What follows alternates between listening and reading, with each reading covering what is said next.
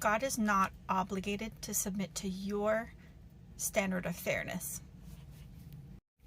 In 1 Samuel 22 through 24, after being kicked out of Gath, David takes refuge in a cave.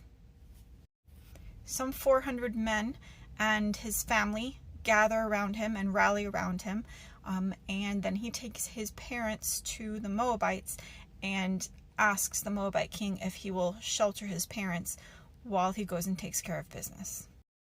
Meanwhile, a prophet tells David to go to Judah, so he goes and he stays in a forest there. Saul finds out that on this journey, David had stopped by and seen the priest Abimelech, and that Abimelech had given him food and supplies and a weapon. So he goes and questions him and the other priests, and then he kills all the priests and the entire city of Nob. And only the son of Abimelech is able to escape, and he goes and shelters with David. Jonathan, Saul's son, comes and visits David, and he tells him, prophesies, that Saul will not be able to kill him, he will not lay a hand on him, and that Saul knows David is going to be king. That last thing he said there, that Saul knows that David will be king, that really struck me, because he already knew this. But he kept reframing the scenario. He accuses Jonathan of helping David lie in wait for him. He accuses Abimelech of helping David rise against him, conspire against him. But all along, he really knew that he had messed up and God was replacing him. It's not that Saul didn't believe this truth. He was angry about it. Because if he could reframe himself as the victim, then he didn't have to repent about it.